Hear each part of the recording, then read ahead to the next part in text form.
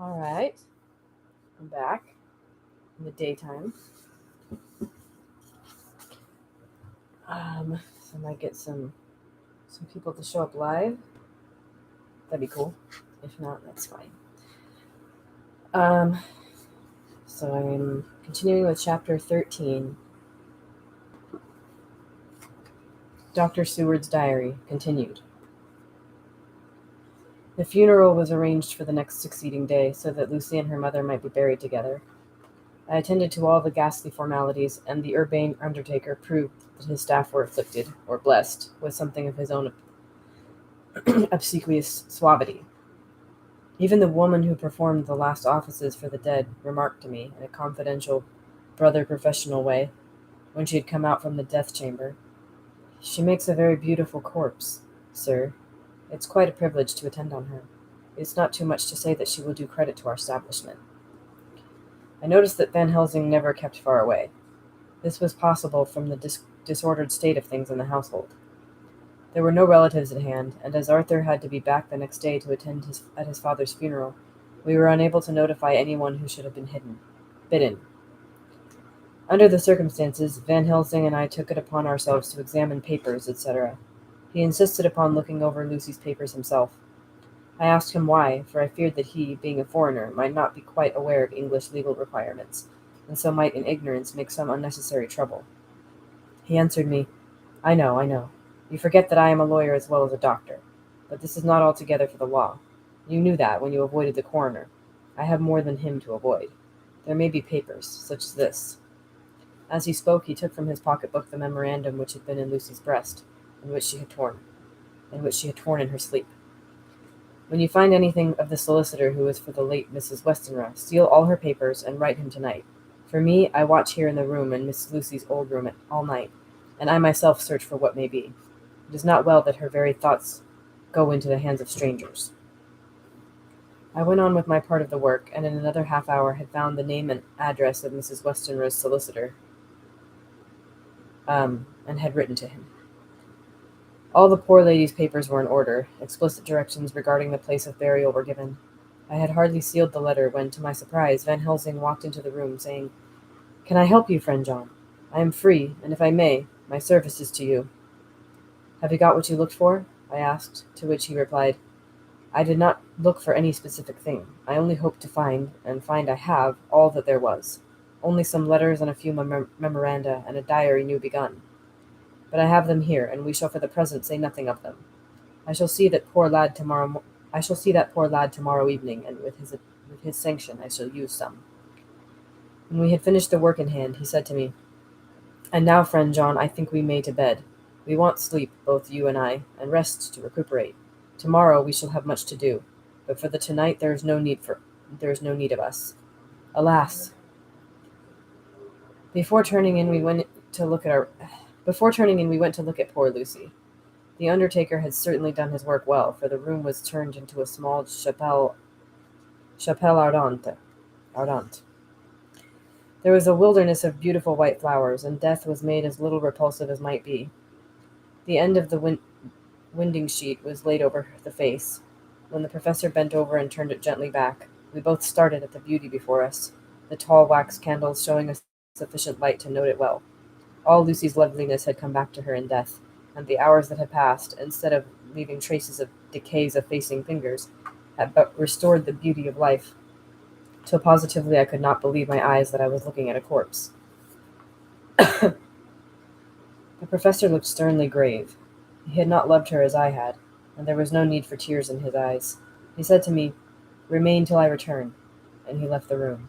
He came back with a handful of wild garlic from the box waiting in the hall, but which had not been opened, and placed the flowers amongst the others on and around the bed. Then he took from his neck, inside his collar, a little golden crucifix, and placed it over the mouth. He restored the sheet into its place, and we came away. I was undressing in my own room when, with a premonitory tap at the door, he entered, and once again began to speak. "Tomorrow I want you to bring me, before night, a set of post-mortem knives." "Must we make an autopsy?" I asked. "Yes, and no. I want to operate, but not as you think. Let me tell you now, but not a word to another. I want to cut off her head and take out her heart. Ah, You, a surgeon, and so shocked. You, whom I have seen with no tremble of hand or heart, do operations of life and death that make the rest shudder. Oh, but I must not forget, my dear friend John, that you loved her, and I have not forgotten it. For it is I that shall operate, and you must only help. I would like to do it tonight, but for Arthur I must not. He will be free after his father's funeral tomorrow, and he will want to see her, to see it. Then, when she is coffined ready for the next day, you and I shall come when all sleep. We shall unscrew the coffin lid, and shall do our operation, and then replace all, so that none know, save we alone. But why do it at all? The girl is dead. Why mutilate her poor body without need? And if there is no necessity for a post-mortem and nothing to gain by it, no good to her, to us, to science, to human knowledge, why do it? Without such it is monstrous. For answer he put his hand on my shoulder, and said, with infinite tenderness, Friend John, I pity your poor bleeding heart, and I love you the more because it does so bleed. If I could, I would take on myself the burden that you do bear. But there are things that you know not, but that you shall know, and bless me for knowing, though they are not pleasant things. John, my child, you have been my friend now many years, and yet did you never know me to do any without good cause? I may err, I am but man, but I believe in all I do. Was it not for these causes that you sent for me when the great trouble came? Yes, were you not amazed, nay, horrified, when I would not let Arthur kiss his love, though she was dying, and snatched him away by all my strength? Yes, and yet you saw how she thanked me, with her so beautiful dying eyes, her voice, too, so weak, and she kissed my rough old hand and blessed me? Yes, and did you not hear me swear promise to her that so she closed her eyes grateful? Yes. Well, I have good reason now for all I want to do. You have for many years trusted me. You have believed me weeks past, when there be things so strange that you might have well doubt. Believe me yet a little, friend John. If you trust me not, then I must tell what I think, and that is not perhaps well. And if I work, as work I shall, no matter trust or no trust, without my friend trust in me, I work with heavy heart, and feel oh so lonely when I want all help and courage that may be. He paused a moment, and went on solemnly. Friend John, there are strange and terrible days before us. Let us not be two, but one, so that we work to a good end. Will you not have faith in me? I took his hand and promised him. I held my door open as he went away, and watched him go into his room and close the door. As I stood without moving, I saw one of the maids pass silently along the passage. She had her back towards me, so did not see me, and go into the room where Lucy lay. The sight touched me. Devotion is so rare, and we are so grateful to those who show it unasked to those we love. Here was a poor girl putting aside the terrors which she naturally had of death to go watch alone by the bier of the mistress whom she loved. Hello, Victor, so that the poor clay might not be lonely till laid to eternal rest. I must have slept long and soundly, for it was broad daylight when Van Helsing waked me by coming into my room. He came over to my bedside and said, You need not trouble about the knives. We shall not do it. Why not? I asked, for his solemnity of the night before had greatly impressed me. Because, he said sternly, it is too late, or too early. See. Here he held up the little golden crucifix. This was stolen in the night. How stolen? I asked in wonder, since you have it now. Because I get it back from the worthless wretch who stole it, from the woman who robbed the dead and the living. Her punishment will surely come, but not through me. She knew not altogether what she did, and thus unknowing, she only stole. Now we must wait. He went away on the word, leaving me with a new mystery to think of, a new puzzle to grapple with. The forenoon was a dreary time, but at noon the solicitor came. Mr. Marquand of Holman, Sons, Marquand and Litterdale. He was very genial and very appreciative of what we had done, and took off our hands all cares as to details. During lunch he told us that Mrs. Westenra had for some time expected sudden death from her heart, and had put her affairs in absolute order. He informed us that, with the exception of a certain entailed property of Lucy's father, which now, in default of direct issue, went back to a distant branch of the family, the whole estate, real and personal, was left absolutely to Arthur Holmwood. When he had told us so much, he went on. Frankly, we did our best to prevent such a testamentary disposition, and pointed out certain contingencies that might leave her daughter either penniless, or not so free as she should be to act regarding a matrimonial alliance. Indeed, we pressed the matter so far that we almost came into collision, for she asked us if we were or were not prepared to carry out her wishes. Of course, we had then no alternative but to accept. We were right in principle, and 99 times out of 100 we should have proved, by the logic of events, the accuracy of our judgment. Frankly, however, I must admit that in this case any other form of disposition would have rendered impossible the carrying out of her wishes. For by her predeceasing her daughter, the latter would have come into possession of the property, and even had she only survived her mother by 5 minutes, her property would, in case there were no will, and a will was a practical impossibility in such a case, have been treated at her decease as under intestacy. Intestacy. Sorry, never seen that word in my life. In which case, Lord Godalming, though so dear a friend, would have had no claim in the world, and the inheritors, being remote, would not be likely to abandon their just rights for sentimental reasons regarding an entire stranger. I assure you, my dear sirs, I am rejoiced at the result. Perfectly rejoiced.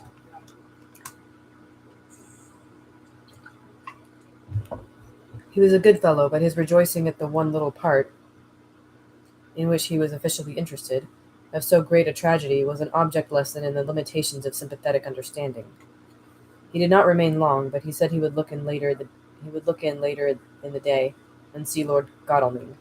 His coming, however, had been a certain comfort to us, since it assured us that we should not have to dread hostile criticism as to any of our acts. Arthur was expected at 5 o'clock, so a little before that time we visited the death chamber. It was so in very truth, for now both mother and daughter lay in it. The undertaker, true to his craft, had made the best display he could of his goods, and there was a mortuary air about the place that lowered our spirits at once. Van Helsing ordered the former arrangement to be adhered to, explaining that, as Lord Godalming was coming very soon, it would be less harrowing to his feelings to see all that was left of his fiancée quite alone. The undertaker seemed shocked at his own stupidity, and exerted himself to restore things to the condition in which we left them the night before, so that when Arthur came, such shocks to his feelings as we could avoid were saved. Poor fellow, he looked desperately sad and broken. Even his stalwart manhood seemed to have shrunk somewhat under the strain of his much-tried emotions. He had, I knew, been very genuinely and devotedly attached to his father, and to lose him, and at such a time, was a bitter blow to him. With me he was warm as ever, and to Van Helsing he was sweetly courteous, but I could not help seeing that there was some constraint with him. The professor noticed it too, and motioned me to bring him upstairs. I did so, and left him at the door of the room, as I felt he would like to be quite alone with her. But he took my arm and led me in, saying huskily, "You loved her too, old fellow. She told me all about it, and there was no friend had a closer place in her heart than you. I don't know how to thank you for all you have done for her. I can't think yet." Here he suddenly broke down, and threw his arms round my shoulders, and laid his hand on my breast, crying, "Oh, Jack! Jack! What shall I do? The whole of life seems gone from me all at once, and there is nothing in the wide world for me to live for." I comforted him as well as I could. In such cases men do not need much expression. A grip of the hand, the tightening of an arm over the shoulder, a sob in unison, are expressions of sympathy dear to a man's heart. I stood still and silent till his sobs died away. Then I said softly to him, "Come and look at her." Together we moved over to the bed, and I lifted the lawn from her face. God, how beautiful she was! Every hour seemed to be enhancing her loveliness. It frightened and amazed me somewhat, and as for Arthur, he fell a-trembling, and finally was shaken without, as with an ague. At last, after a long pause, he said to me in a faint whisper, "Jack, is she really dead?" I assured him sadly that it was so, and went on to suggest, for I felt that such a horrible doubt should not have life for a moment longer than I could help, that it often happened that after death faces became softened and even resolved into their youthful beauty, but this was especially so when death had been preceded by an acute or prolonged suffering. I seemed to quite do away with any doubt, and after kneeling beside the couch for a while and looking at her lovingly and long, he turned aside. I told him that must be goodbye, as the coffin had to be prepared. So he went back and took her dead hand in his, and kissed it, and bent over and kissed her forehead. He came away, fondly looking back over his shoulder at her as he came. I left him in the drawing-room, and told Van Helsing that he had said goodbye, so the latter went into the kitchen to tell the undertaker's men to proceed with the preparations and to screw up the coffin. When he came out of the room again, I told him of Arthur's question, and he replied, "I am not surprised. Just now I doubted for a moment myself." We all dined together, and I could see that poor Art was trying to make the best of things. Van Helsing had been silent all dinner time, but when we had lit our cigars, he said, "Lord," but Arthur interrupted him. "No, no, not that, for God's sake. Not yet at any rate." I think he was starting to pray. Lord, yeah. "Forgive me, sir. I did not mean to speak offensively. It is only because my loss is so recent." The professor answered very sweetly, "I only used that name because I was in doubt. I must not call you Mr. and have grown to I must not call you Mr. and I have grown to love you, yes, my dear boy, to love you, as Arthur." Arthur held out his hand and took the old man's warmly. "Call me what you will," he said. "I hope I may always have the title of a friend. And let me say that I am at a loss for words to thank you for your goodness to my poor dear." He paused a moment and went on. "I know that she understood your goodness even better than I do, and if I were rude or in any way wanting at that time you acted so, you remember." The professor nodded. "You must forgive me." He answered with a grave kindness, "I know it was hard for you to quite trust me then, for to trust such violence needs to understand, and I take it that you do not, that you cannot, trust me now, for you do not yet understand. And there may be more times when I shall want you to trust when you cannot, and may not, and must not yet understand. But the time will come when your trust shall be whole and complete in me, and when you shall understand as though the sunlight himself shone through. Then you shall bless me from first to last for your own sake, and for the sake of others, and for her dear sake to whom I swore to protect." "And indeed, sir," said Arthur warmly, "I shall in all ways trust you. I know you, and believe you have a very noble heart, and you are Jack's friend, and you were hers. You shall do what you like." The professor cleared his throat a couple of times, as though about to speak, and finally said, "May I ask you something now?" "Certainly." "You know that Mrs. Westenra left you all her property?" "No, poor dear, I never thought of it." "And as it is all yours, you have a right to deal with it as you will. I want you to give me permission to read all Mrs. Lucy's papers and letters. Believe me, it is no idle curiosity. I have a motive of which, to be sure, she would have approved. I have them all here. I took them before we knew that all was yours, so that no strange hand might touch them, no strange eye look through words into her soul. I shall keep them, if I may. Even you may not see them yet, but I shall keep them safe. No word shall be lost, and in the good time I shall give them back to you. It is a hard thing I ask, but you will do it, will you not, for Lucy's sake?"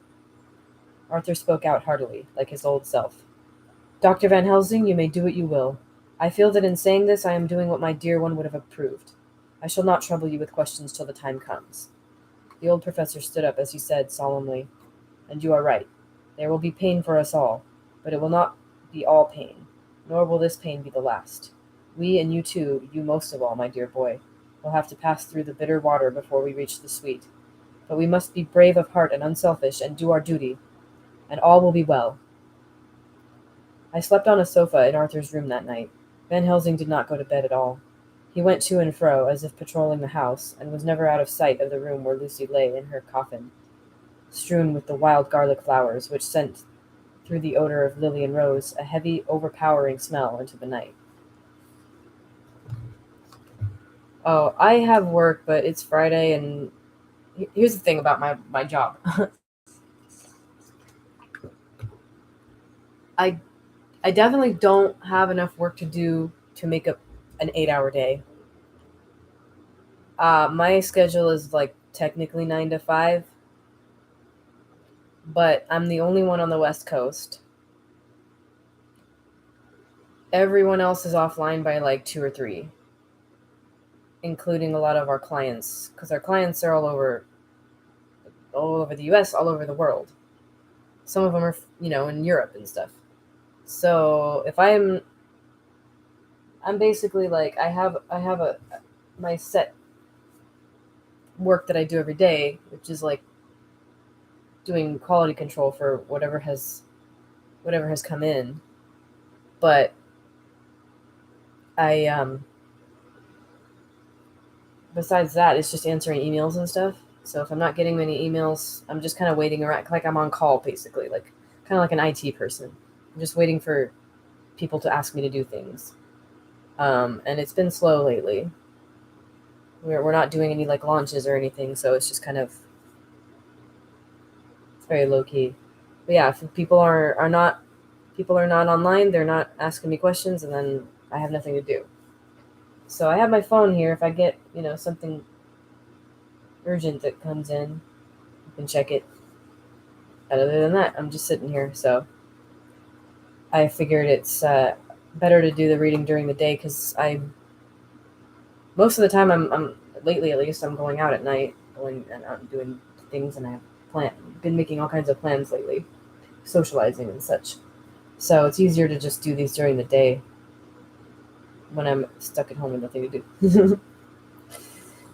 Yeah, I'm very lucky. I'm very fortunate to be in this position. So anyway, Mina Harker's journal, September 22nd. In the train to Exeter, Jonathan sleeping. It seems only yesterday that the last entry was made, and yet how much between then and Whitby and all the world before me, Jonathan away and no news of him. And now married to Jonathan a solicitor, a partner, rich, master of his business, Mr. Hawkins dead and buried, and Jonathan with another attack that may harm him. Some day he may ask me about it. Down it all goes. I am rusty in my shorthand. See what unexpected prosperity does for us. So it may be as well to freshen it up again with an exercise anyhow. The service was very simple and very solemn. There were only ourselves and the servants there, one or two old friends of his from Exeter, his London agent, and a gentleman representing Sir John Paxton, the president of the Incorporated Law Society. Jonathan and I stood hand in hand, and we felt that our best and dearest friend was gone from us. We came back to town quietly, taking a bus to Hyde Park Corner. Jonathan thought it would interest me to go into the Row for a while, so we sat down, but there were very few people there, and it was sad-looking and desolate to see so many empty chairs. It made us think of the empty chair at home, so we got up and walked down Piccadilly.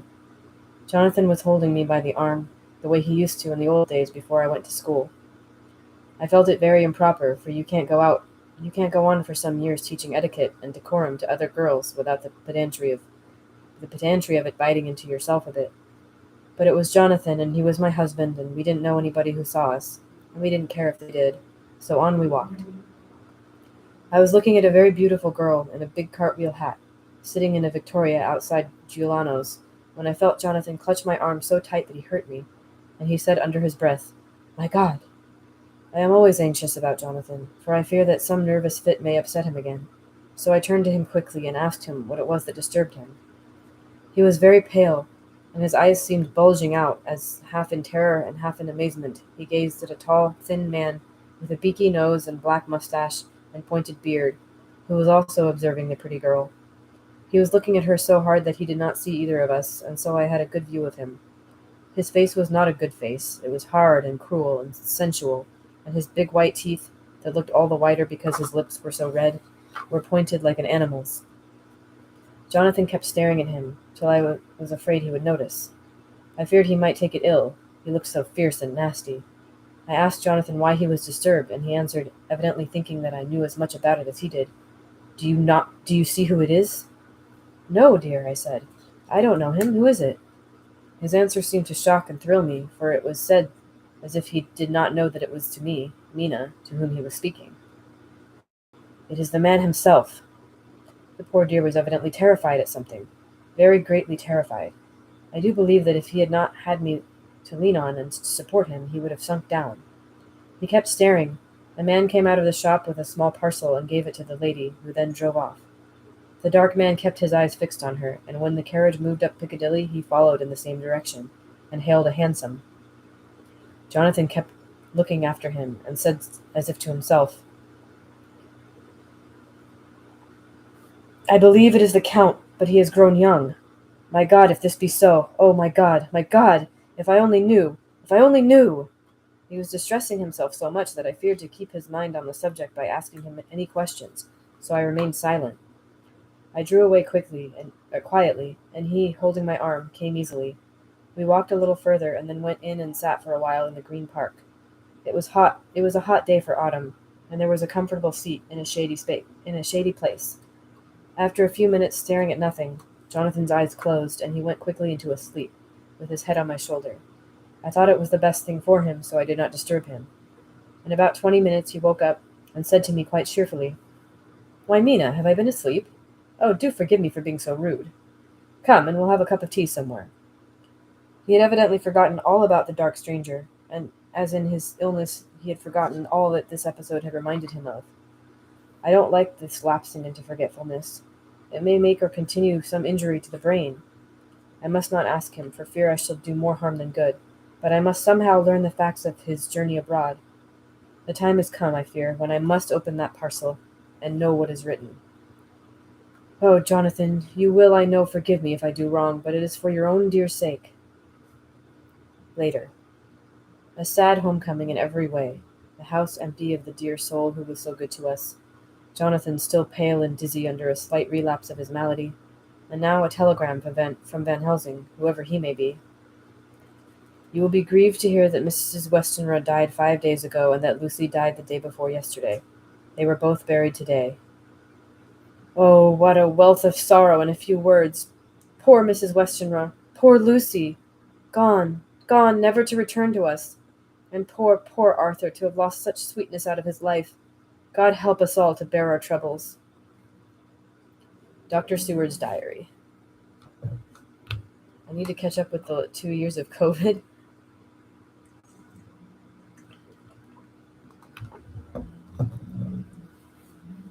I'm not sure what that means, to be honest. Dr. Seward's diary, September 22nd. It is all over. Arthur has gone back to the ring, and has taken Quincy Morris with him. What a fine fellow is Quincy. I believe in my heart of hearts that he suffered as much about Lucy's death as any of us, but he bore himself through it like a moral Viking. If America can go on breeding men like that, she will be a power in the world indeed. Van Helsing is lying down, having a rest preparatory to his journey. He goes to Amsterdam tonight, but says he returns tomorrow night, but he only wants to make some arrangements, which can only be made personally. He is to stop with me then, if he can. He says he has work to do in London, which may take him some time. Poor old fellow. I fear that the strain of the past week has broken down even his iron strength. All the time of the burial he was, I could see, putting some terrible restraint on himself. When it was all over, we were standing beside Arthur, who, poor fellow, was speaking of his part in the operation where his blood had been transfused to his Lucy's veins. I could see Van Helsing's face grow white and purple by turns. Arthur was saying that he felt since then as if they two had been really married, and that she was his wife in the sight of God. None of us said a word of the other operations, and none of us ever shall. Arthur and Quincy went away together to the station, and Van Helsing and I came on here. The moment we were alone in the carriage, he gave way to a regular fit of hysterics. He has denied to me since that it was hysterics, and insisted that it was only his sense of humor asserting itself under very terrible conditions. He laughed till he cried, and I had to draw down the blinds lest anyone should see us and misjudge. And then he cried till he laughed again, and laughed and cried together, just as a woman does. I resent that. I tried to be stern with him, as one is to a woman under the circumstances. Slap. Oops, sorry. Oh, having plans at night. Yeah. I mean, that's... okay. True. I'm trying to balance, not making too many plans so that I have some time to myself. I'm doing a mediocre job with it. I tried to be stern with him as one is to a woman under the circumstances, but it had no effect. Men and women are so different in manifestations of nervous strength or weakness. Then when his face grew grave and stern again, I asked him why his mirth, and why at such a time. His reply was in a way characteristic of him, for it was logical and forceful and mysterious. He said, "Ah, you don't comprehend, friend John. Do not think that I am not sad, though I laugh. See, I have cried even when the laugh did choke me. But no more think that I am all sorry when I cry, for the laugh he come just the same. Keep it always with you that laughter who knock at your door and say, 'May I come in?' is not the true laughter. No, he is a king, and he come when and how he like. He ask no person, he chose no time of suitability. He say, 'I am here. Behold an example, I grieve my heart out for that so sweet young girl. I give my blood for her, though I am old and worn. I give my time, my skill, my sleep. I let my other sufferers want that she may have all. And yet I can laugh at her very grave. laugh when they clay from the spade of the sexton and drop upon her coffin, and say thud, thud, to my heart, till it send back the blood from my cheek. My heart bleed for that poor boy, that dear boy, so of the age of mine own boy had I been so blessed that he live, and with his hair and eyes the same. There, you know now why I love him so. And yet when he say things that touch my husband heart to the quick, and make my father heart yearn to him as to no other man, not even you, friend John, for we are more level in experiences than father and son, yet even at such moment King laugh, he come to me, and shout and bellow in my ear, here I am, till the blood come dance back and bring some of the sunshine that he carry with him to my cheek. Oh, friend John, it is a strange world, a sad world, a world full of miseries and woes and troubles, and yet when King Laugh come, he make them all dance to the tune he play. Bleeding hearts and dry bones of the churchyard, and tears that burn as they fall, all dance together to the music that he make with that smileless mouth of him. And believe me, friend John, that he is good to come, and kind. Ah, we men and women are like ropes drawn tight with strain that pull us different ways. Then tears come, and like the rain on the ropes, they brace us up, until perhaps the strain become too great, and we break. But King Laugh he come like the sunshine, and he ease off the strain again, and we bear to go on with our labor, what it may be. I did not like to wound him by pretending not to see his idea, but as I did not yet understand the cause of his laughter, I asked him. As he answered me, his face grew stern, and he said in quite a different tone, "Oh, it was the grim irony of it all. This so lovely lady, garlanded with flowers, that looked so fair as life, till one by one we wondered if she were truly dead. She laid in that so fine marble house in that lonely churchyard where rest so many of her kin, laid there with the mother who loved her, and whom she loved, and that sacred bell going toll, toll, toll, so sad and slow, and those holy men with the white garments of the angel pretending to read books, and yet all the time their eyes never on the page, and all us with the bowed head, and all for what? She is dead. So, is it not?" "Well, for the life of me, Professor," I said, "I can't see anything to laugh at in all that. Why, your expression makes it a harder puzzle than before. But even if the burial service was comic, what about poor Art and his trouble? Why, his heart was simply breaking." "Just so. Said he not that the transfusion of his blood to her veins had made her truly his bride?" "Yes, and it was a sweet and comforting idea for him." "Quite so. But there was a difficulty, friend John. If so that, then what about the others? Ho ho!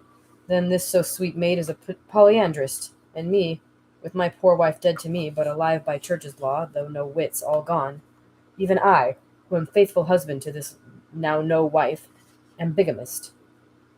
"I don't see where the joke comes in there either," I said, and I did not feel particularly pleased with him for saying such things. He laid his hand on my arm and said, "Friend John, forgive me if I pain. I showed not my feeling to others when it would wound, but only to you, my old friend, whom I can trust. If you could have looked into my very heart then when I want to laugh, if you could have done so when the laugh arrived, if you could do so now, when King Laugh have pack up his crown and all that is to him, for he go far, far away from me, and for a long, long time, maybe you would perhaps pity me the most of all." I was touched by the tenderness of his tone, and asked why. "Because I know. And now we are all scattered, and for many a long day loneliness will sit over our roofs with brooding wings. Lucy lies in the tomb of her kin, a lordly death house in a lonely churchyard, away from teeming London, where the air is fresh, and the sun rises over Hampstead Hill, and where wild flowers grow of their own accord. So I can finish this diary, and God only knows if I shall ever begin another. If I do, or if I ever open this again, it will be to deal with different people and different themes, for here at the end, where the romance of my life is told, ere I go back to take up the thread of my life work, I say sadly and without hope, finis. Thank you for saying that. I'm doing better today than normally. I think there's less difficult stuff in this chapter.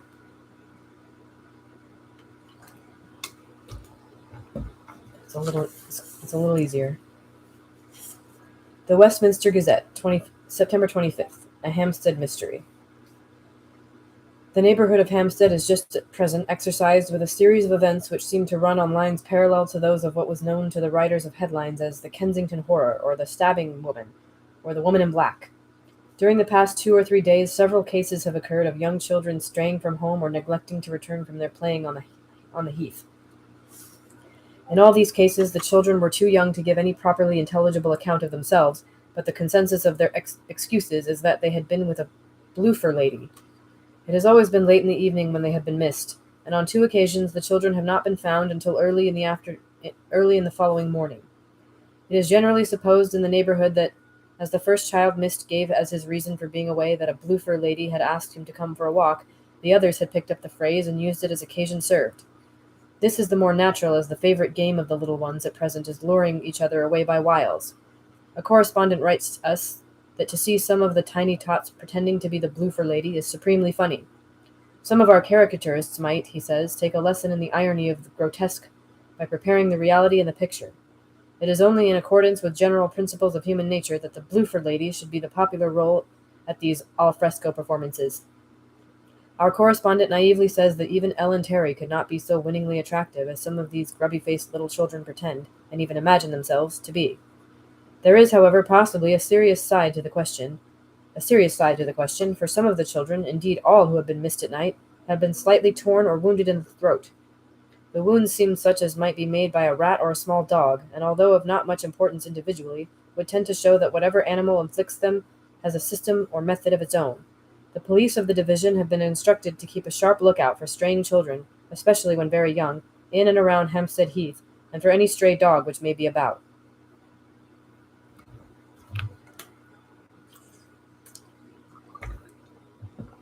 The Westminster Gazette, September 25th, extra special.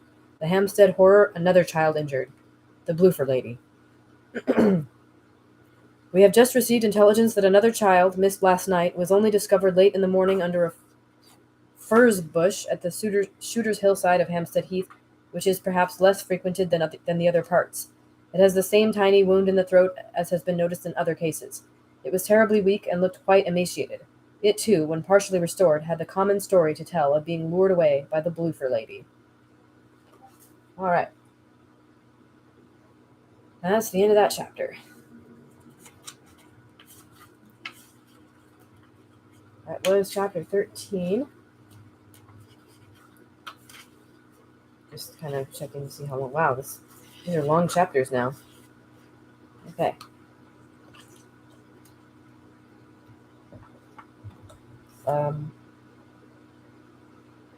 Sorry, my phone is blowing up. I don't know what's going on.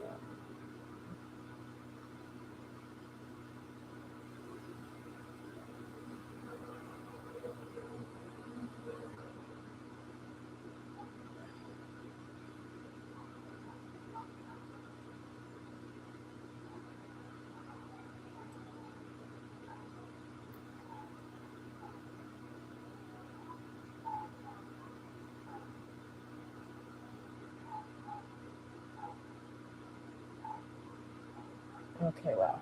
Okay, sorry. Chapter 14, Mina Harker's Journal, September 23rd. Jonathan is better after a bad night. I am so glad that he has plenty of work to do, for that keeps his mind off the terrible things. And oh, I am rejoiced that he is not now weighed down with the responsibility of his new position. I knew he would be true to himself. And now how proud I am to see my Jonathan rising to the height of his advancement and keeping pace in all ways with the duties that come upon him. He will be away all day till late, for he said he could not lunch at home. My household work is done, so I shall take his foreign journal and lock myself up in my room and read it. September 24th. I hadn't the heart to write last night. That terrible record of Jonathan's upset me so. Poor dear! How he must have suffered, whether it be true or only imagination. I wonder if there's any truth in it at all. Did he get his brain fever and then write all those terrible things, or had he some cause for it all? I suppose I shall never know, for I dare not open the subject to him. And yet that man we saw yesterday, he seemed quite certain of him. Poor fellow! I suppose it was the funeral upset him and sent his mind back on some train of thought. He believes it all himself. I remember how on our wedding day he said, unless some solemn duty came upon me to go back to the bitter hours, asleep or awake, mad or sane, There seems to be through it all some thread of continuity. That fearful Count was coming to London with its teeming millions. There may be a solemn duty, and if it come we must not shrink from it. I shall be prepared. I shall get my typewriter this very hour and begin transcribing. Then we shall be ready for other eyes if required. And if it be wanted then, perhaps, if I am ready, poor Jonathan may not be upset, for I can speak for him and never let him be troubled or worried with it at all. If ever Jonathan quite gets over the nervousness, he may want to tell me of it all, and I can ask him questions and find out things, and see how I may comfort him. Letter, Van Helsing to Mrs. Harker, September 24th. Confidence. Dear Madam, I pray you to pardon my writing, and that I am so far friend as that I send to you sad news of Miss Lucy Westenra's death. By the kindness of Lord Godalming, I am empowered to read her letters and papers, for I am deeply concerned about certain matters vitally important. In them I find some letters from you, which show how great friends you were and how you love her. Oh, Madam Mina, by that love I implore you help me. It is for others' good that I ask, to redress great wrong and to lift much and terrible troubles. That may be more great than you can know. May it be that I see you? You can trust me. I am a friend of Dr. John Seward and of Lord Godalming. That was Arthur of Miss Lucy. I must keep it private for the present from all. I should come to Exeter to see you at once if you tell me I am privileged to come, and where and when. I implore your pardon, madam. I have read your letters to poor Lucy, and know how good you are and how your husband suffer, so I pray you, if it may be, enlighten him not, lest it may harm. Again your pardon, and forgive me. Van Helsing. Telegram, Mrs. Harker to Van Helsing, September 25th. Come today by 10:15 train if you can catch it. See you any time you call. Wilhelmina Harker. Mina Harker's Journal, September 25th. I cannot help feeling terribly excited as the time draws near for the visit of Dr. Van Helsing, for somehow I expect it will throw some light upon Jonathan's sad experience, and as he attended poor dear Lucy in her last illness, he can tell me all about her. That is the reason for his coming. It is concerning Lucy and her sleepwalking, and not about Jonathan. Then I shall never know the real truth now. How silly I am. That awful journal gets hold of my imagination and tinges everything with something of its own color. Of course it is about Lucy. That habit came back to the poor dear, and that awful night on the cliff must have made her ill. I had almost forgotten in my own affairs how ill she was afterwards. She must have told him of her sleepwalking adventure on the cliff, and that I knew all about it, and now he wants me to tell him about it, so that he may understand. I hope I did right in not saying anything of it to Mrs. Westenra. I should never forgive myself if any act of mine, were it even a negative one, brought harm on poor dear Lucy. I hope, too, that Dr. Van Helsing will not blame me. I have had so much trouble and anxiety of late that I feel I cannot bear more just at present. I suppose a cry does us all good at times, clears the air as other rain does. Perhaps it was reading the journal yesterday that upset me, and then Jonathan went away this morning to stay away from me a whole day and night, the first time we have been parted since our marriage. I do hope the dear fellow will take care of himself, and that nothing will occur to upset him. It is 2:00, and the doctor will be here soon now. I shall say nothing of Jonathan's journal unless he asks me. I am so glad I have typewritten out my own journal, so that in case he asks about Lucy I can hand it to him. It will save much questioning. Later. He has come and gone. Oh, what a strange meeting, and how it all makes my head whirl round. I feel like one in a dream. Can it be all possible? Or even a part of it? If I had not read Jonathan's journal first, I should never have accepted even a possibility. Poor, poor dear Jonathan. How he must have suffered. Please the good God, all this may not upset him again. I shall try to save him from it, but it may be even a consolation and a help to him, terrible though it be and awful in its consequences, to know for certain that his eyes and ears and brain did not deceive him, and that it is all true. It may be that it is the doubt which haunts him, and when the doubt is removed, no matter which, waking or dreaming, may prove the truth, he will be more satisfied and better able to bear the shock. Dr. Van Helsing must be a good man as well as a clever one, if he is Arthur's friend and Dr. Seward's, and if they brought him all the way from Holland to look after Lucy. I feel from having seen him that he is good and kind and of a noble nature. When he comes tomorrow I shall ask him about Jonathan. And then, please God, all this sorrow and anxiety may lead to a good end. I used to think I would like to practice interviewing. Jonathan's friend on the Exeter News told him that memory was everything in such work, that you must be able to put down exactly almost every word spoken, even if you had to refine some of it afterwards. Here was a rare interview. I shall try to record it verbatim. It was 2:30 when the knock came. I took my courage a courage à deux, courage à deux main, I don't know what that is, and waited.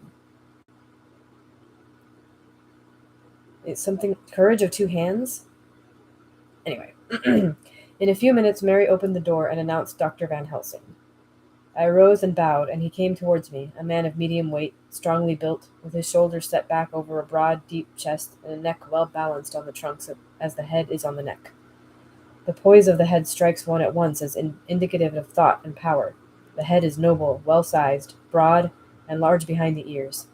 The face, clean-shaven, shows a hard, square chin, a large, resolute, mobile mouth, a good-sized nose, rather straight, but with quick, sensitive nostrils that seem to broaden as the big, bushy eyebrows come down and the mouth tightens. The forehead is broad and fine, rising at first almost straight and then sloping back above two bumps on ridges wide apart, such a forehead that the reddish hair cannot possibly tumble over it, but falls naturally back and to the sides. Big, dark blue eyes are set widely apart, and are quick and tender or stern with the man's moods. He said to me, "Mrs. Harker, is it not?" I bowed assent. "That was Miss Mina Murray?" That was Miss Mina Murray? Again I assented. Is it Mina Murray that I came to see, that was friend of that poor dear child, Lucy Westenra? It is, Mina Murray. Statement, not a question. It is Mina Murray that I came to see, that was friend of that poor dear child, Lucy Westenra. Madam Mina, it is on account of the dead I come. Sir, I said, you could have no better claim on me than that you were a friend and helper of Lucy Westenra. And I held out my hand. He took it and said tenderly, "Oh, Madam Mina, I knew that the friend of that poor Lily girl must be good, but I had yet to learn." He finished his speech with a courtly bow. I asked him what it was that he wanted to see me about, so he at once began. "I have read your letters to Miss Lucy. Forgive me, but I had to begin to inquire somewhere, and there was none to ask. I know that you were with her at Whitby. She sometimes kept a diary. You need not look surprised, Madam Mina. It was begun after you had left, and it was an imitation of you. And in that diary she traces by inference certain things to a sleepwalking in which she puts down that you saved her. In great perplexity, then, I come to you, and ask you out of your so much kindness to tell me all of it that you remember." "I can tell you, I think, Dr. Van Helsing, all about it." "Ah, then you have good memory for facts, for details? It is not always so with young ladies." Lots of sexism in this book. "No, doctor, but I wrote it all down all the time. At the time. I can show it to you if you like." "Oh, Madam Mina, I will be grateful. You will do me much favor." I could not resist the temptation of mystifying him a bit. I suppose it is some of the taste of the original apple that remains still in our mouths. So I handed him the shorthand diary. He took it with a grateful bow and said, "May I read it?" "If you wish," I answered as demurely as I could. He opened it, and for the instant his face fell. Then he stood up and bowed. "Oh, you so clever woman," he said. "I long knew that Mr. Jonathan was a man of much thankfulness, but see, his wife have all the good things. And will you not so much honor me and so help me as to read it for me? Alas, I know not the shorthand." By this time my little joke was over, and I was almost ashamed. So I took the typewritten copy from my work-basket and handed it to him. "Forgive me," I said. "I could not help it, but I had been thinking that it was of dear Lucy that you wished to ask, and so that you might not have to wait, not on my account, but because I know your time must be precious, I have written it out on the typewriter for you." He took it, and his eyes glistened. "You are so good," he said. "And may I read it now? I may want to ask you some things when I have read." "By all means," I said. "Read it over whilst I order lunch, and then you can ask me questions whilst we eat." He bowed and settled himself in a chair with his back to the light, and became so absorbed in the papers whilst I went to see after lunch, chiefly in order that he might not be disturbed.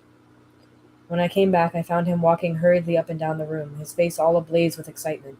He rushed up to me and took me by both hands. "Oh, Madam Mina," he said, "how can I say what I owe to you? This paper is as sunshine. It opens the gate to me. I am dazed, I am dazzled with so much light, and yet clouds roll in behind the light every time, but that you do not cannot comprehend. Oh, but I am grateful to you, you so clever a woman, madame." He said this very solemnly. "If ever Abraham Van Helsing can do anything for you or yours, I trust you will let me know. It will be a pleasure and delight if I may serve you as a friend. As a friend, but all I have ever learned, all I can ever do, shall be for you and those you love. There are darknesses in life, and there are lights. You are one of the lights. You will have happy life and good life, and your husband will be blessed in you."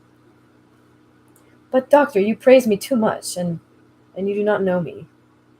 "Not know you, who am told, and who have studied all my life men and women, I, who have made my specialty the brain and all that belongs to him and all that follow from him. And I have read your diary that you have so goodly written for me, and which breathes out truth in every line. I, who have read your so sweet letter to poor Lucy of your marriage and your trust, not know you? Oh, Madam Mina! Good women tell all their lives, and by day and by hour and by minute such things that angels can read, and we men who wish to know have in us something of angels' eyes. Your husband is noble nature, and you are noble too, for you trust, and trust cannot be where there is mean nature. And your husband, tell me of him. Is he quite well? Is all that fever gone, and is he strong and hearty? I saw here an opening to ask him about Jonathan, so I said, "He has almost recovered, but he has been greatly upset by Mr. Hawkins's death," he interrupted. "Oh, yes, I know, I know. I have read your last 2 letters." I went on. "I suppose this upset him, for when we were in town on Thursday last, he had a sort of shock." "A shock, and after brain fever so soon? That was not good. What kind of shock was it?" "He thought he saw someone who recalled something terrible, something which led to his brain fever." And here the whole thing seemed to overwhelm me in a rush. The pity for Jonathan, the horror which he experienced, the whole fearful mystery of his diary, and the fear that has been brooding over me ever since, all came in a tumult. I suppose I was hysterical, for I threw myself on my knees and held up my hands to him, and implored him to make my husband well again. He took my hands and raised me up and made me sit on the sofa, and sat by me. He held my hand in his and said to me with oh such infinite sweetness, "My life is a barren and lonely one, and so full of work that I have not had much time for friendships. But since I have been summoned to here by my friend John Seward, I have known so many good people and seen such nobility that I feel more than ever, and it has grown with in my advancing years, the loneliness of my life. Believe me, then, that I come here full of respect for you, and you have given me hope. Hope not in what I am seeking of, but that there are good women still left to make life happy. Good women whose lives and whose truths may make good lesson for the children that are to be. I am glad that I may here be of some use to you. For if your husband suffer, he suffer within the range of my study and experience. I promise you that I will gladly do all for him that I can, all to make his life strong and manly, and your life a happy one. Now you must eat. You are overwrought and perhaps over anxious. Husband Jonathan would not like to see you so pale, and what he like not where he love is not to his good. Therefore, for his sake, you must eat and smile. You have told me about Lucy, and so now we shall not speak of it, lest it distress. I shall stay in Exeter tonight, for I want to think much over what you have told me, and when I have thought, I will ask you questions, if I may. And then, too, you will tell me of husband Jonathan's trouble so far as you can, but not yet. You must eat now. Afterwards you shall tell me all." After lunch, when we went back to the drawing-room, he said to me, "And now tell me all about him." When it came to speaking to this great, learned man, I began to fear that he would think me a weak fool, and Jonathan a madman. That journal is all so strange, and I hesitated to go on. But he was so sweet and kind, and he had promised to help, and I trusted him. So I said, "Dr. Van Helsing," I hope that's not super loud on the microphone, because it's really loud to me. People are outside doing some kind of work. "Dr. Van Helsing, what I have to tell you is so queer that you must not laugh at me or at my husband. I have been since yesterday in a sort of fever of doubt. You must be kind to me, and not think me foolish that I have even half believed some very strange things." He reassured me by his manner as well as his words when he said, "Oh, my dear, if you only knew how strange is the matter regarding which I am here, it is you who would laugh. I have learned not to think little of anyone's belief, no matter how strange it may be. I have tried to keep an open mind, and it is not the ordinary things of life that could close it, but the strange things, the extraordinary things, the things that make one doubt if they be mad or sane. Okay, that's good. Thank you 1,000 times. You have taken a weight off my mind. If you will let me, I shall give you a paper to read. It is long, but I have typewritten it out. I will tell you my trouble and Jonathan's. It is the copy of his journal when abroad and all that happened. I dare not say anything of it. You will read for yourself and judge. And then when I see you, perhaps you will be very kind and tell me what you think. I promise, he said, as I gave him the papers. I shall in the morning do so as soon as I can, come to see you and your husband, if I may. Jonathan will be here at 11:30, and you must come to lunch with us and see him then. You could catch the quick 3:34 train, which will leave you at Paddington before 8. He was surprised at my knowledge of the trains offhand, but he does not know that I have made up all the trains to and from Exeter, so that I may help Jonathan in case he is in a hurry. So he took the papers with him and went away, and I am here thinking I don't know what.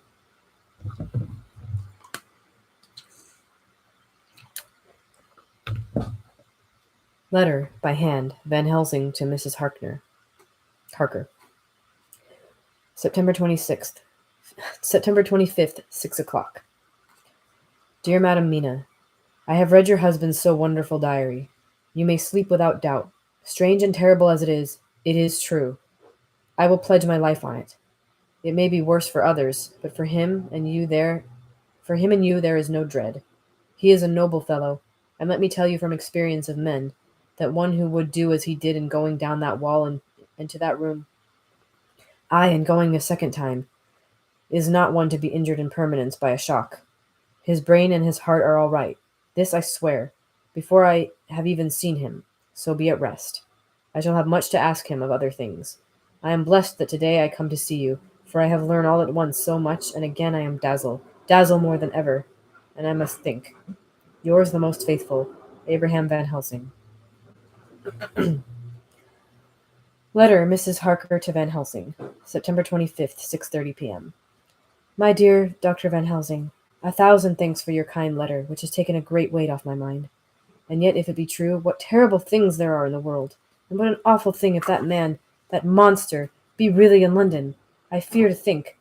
I have this moment, whilst writing, had a wire from Jonathan, saying that he leaves by the 6:25 tonight from Launceston, and will be here at 10:18, so that I shall have no fear tonight. Will you, therefore, instead of lunching with us, please come to breakfast at 8 o'clock, if this be not too early for you? You can get away, if you are in a hurry, by the 10:30 train, which will bring you to Paddington by 2:35. Do not answer this, as I shall take it that if I do not hear, you will come to breakfast. Believe me, your faithful and grateful friend, Mina Harker. Jonathan Harker's Journal. September 26th. I thought never to write in this diary again, but the time has come. When I got home last night, Mina had supper ready, and when we had supped, she told me of Van Helsing's visit, and of her having given him the 2 diaries copied out, and of how anxious she had been about me. She showed me in the doctor's letter that all I wrote down was true. It seems to have made a new man of me. It was the doubt as to the reality of the whole thing that knocked me over. I felt impotent, and in the dark, and distrustful. But now that I know, I am not afraid, even of the Count. He has succeeded, after all, then, in his design in getting to London, and it was he I saw. He has got younger, and how? Van Helsing is the man to unmask him and hunt him out, if he is anything like what Mina says. We sat late and talked it all over. Mina is dressing, and I shall call at the hotel in a few minutes and bring him over. He was, I think, surprised to see me. When I came into the room where he was and introduced myself, he took me by the shoulder and turned my face round to the light and said, after a sharp scrutiny, "But Madam Mina told me you were ill, and that you had had a shock." It was so funny to hear my wife called Madam Mina by this kindly, strong-faced old man. I smiled and said, "I was ill. I have had a shock, but you have cured me already." "And how?" "By your letter to Mina last night. I was in doubt, and then everything took a hue of unreality, and I did not know what to trust, even in the evidence of my own senses. Not knowing what to trust, I did not know what to do, and so had only to keep on working in what had hitherto been the groove of my life.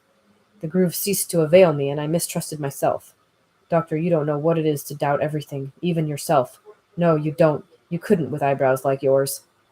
He seemed pleased, and laughed as he said, "So, you are physiognomist. I learn more here with each hour.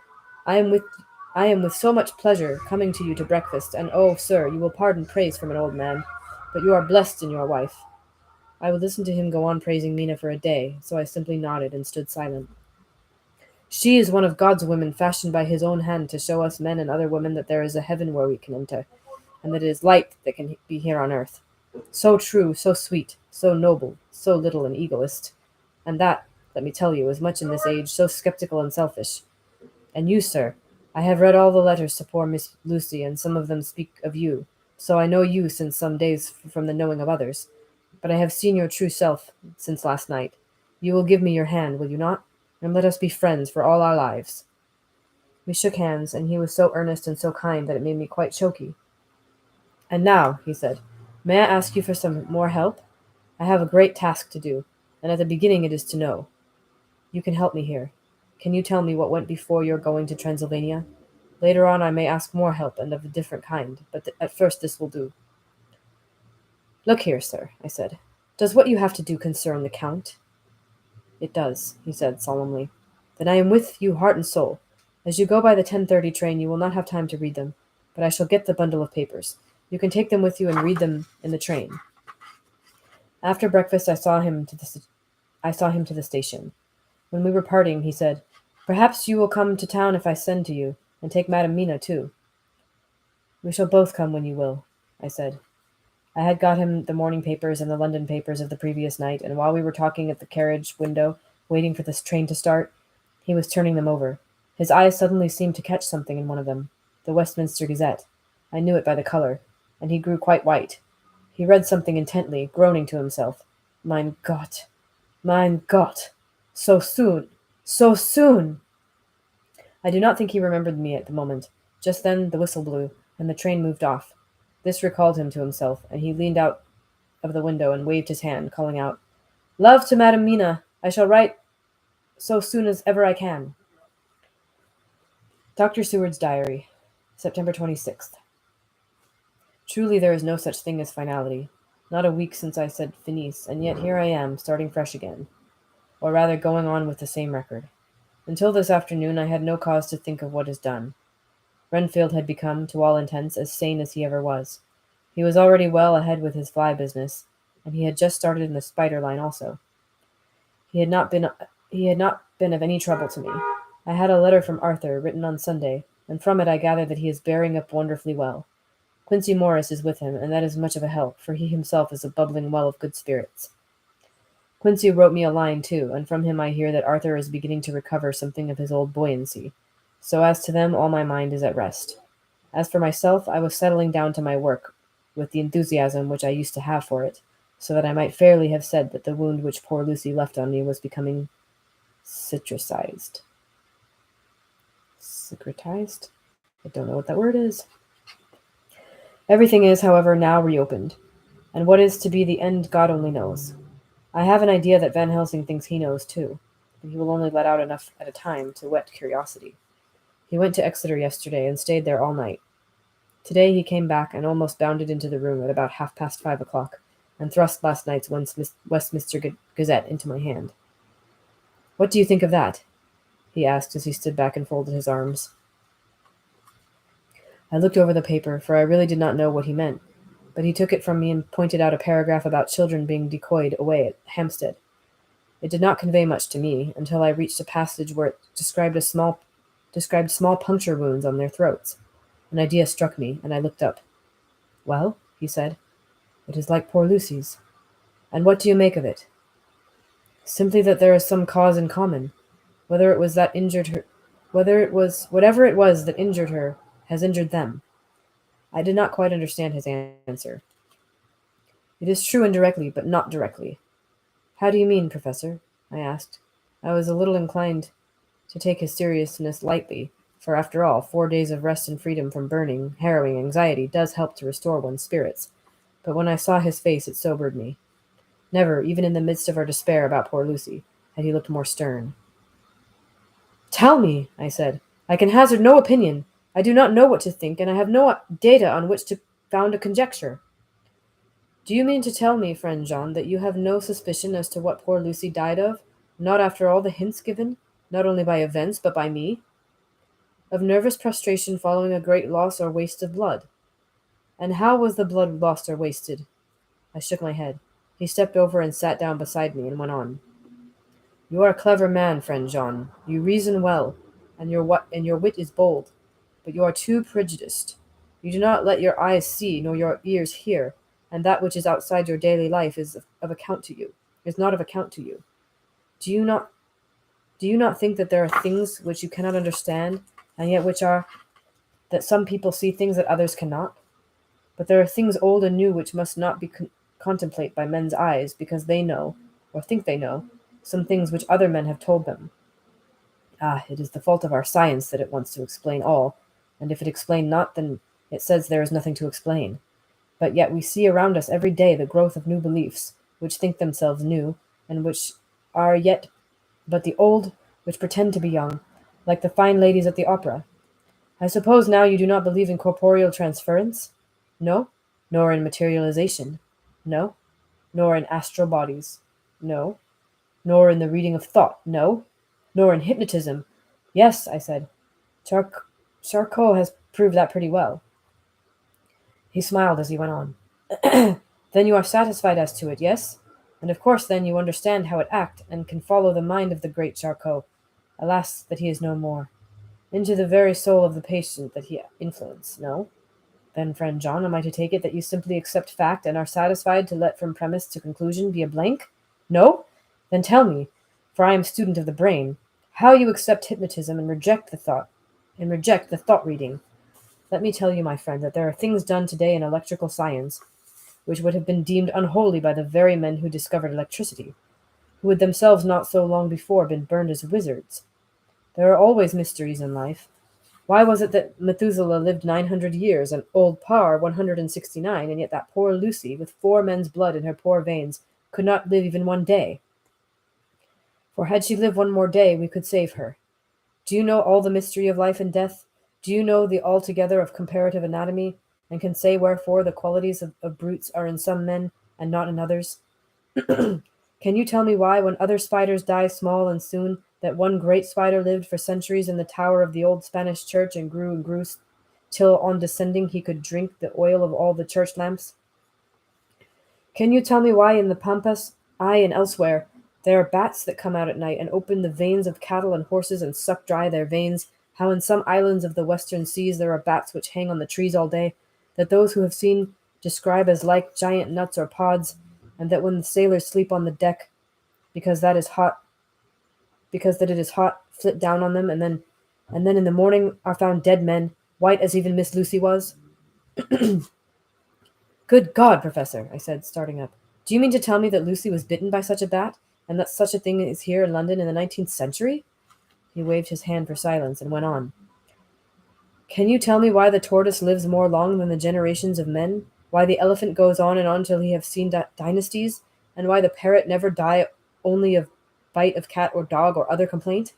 Can you tell me why men believe in all ages and places that there are some few who live on always if they be permit, that there are men and women who cannot die? We all know, because science has vouched for the fact, that there have been toads shut up in rocks for thousands of years, shut in one so small hole that only hold him since the youth of the world. Can you tell me how the Indian fakir can make himself to die and have been buried, and his grave sealed, and corn sowed on it, and the corn reaped and be cut and sown and reaped and cut again, and then men come and take away the unbroken seal, and that there lie the Indian fakir, not dead, but that rise up and walk amongst them as before? Here I interrupted him. I was getting bewildered. He so crowded on my mind his list of nature's eccentricities and possible impossibilities that my imagination was getting fired. I had a dim idea that he was teaching me some lesson, as long ago he used to do in his study in Amsterdam. But he used then to tell me the thing, so that I could have the object of thought in mind all the time. But now I was without his help, yet I wanted to follow him. So I said, Professor, let me be your pet student again. Tell me the thesis, so that I may apply your knowledge as you go on. At present I am going in my mind from point to point as a madman, and not a sane one, follows an idea. I feel like a novice blundering through a bog in the mist, jumping from one tussock to another in the mere blind effort to move on without knowing where I am going. That is a good image, he said. Well, I shall tell you. My thesis is this. I want you to believe. To believe what? To believe in things that you cannot. Let me illustrate. I heard once of an American who so defined faith, that which enables us to believe things which we know to be untrue. For one, I follow that man. He meant that we shall have an open mind, and not let a little bit of truth check the rush of a big truth, like a small rock does a railway truck. We get the small truth first, like a small rock does. We get the small truth first. Good. We keep him, and we value him. But all the same, we must not let him think himself all the truth in the universe. Then you want me not to let some previous conviction injure the receptivity of my mind with regard to some strange matter. Do I read your lesson all right? Do I read your lesson aright? Ah, you are my favorite pupil still. It is worth to teach you. Now that you are willing to understand, you have taken the first step to understand. You think then that those so small holes in the children's throats were made by the same that made the holes in Miss Lucy? I suppose so. He stood up and said solemnly, Then you are wrong. Oh, would it were so! But alas, no, it is worse, far, far worse. In God's name, Professor Van Helsing, what do you mean? I cried. He threw himself with a despairing gesture into a chair, and placed his elbows on the table, covering his face with his hands as he spoke. They were made by Miss Lucy. And that's the end of that chapter. And I am spent on that. Oh yeah, here we go. All right. I'll probably get to the next reading this weekend sometime. Thanks again, as usual. We're like about halfway through the book now. Or more than halfway through. Making good time. All right. See you later.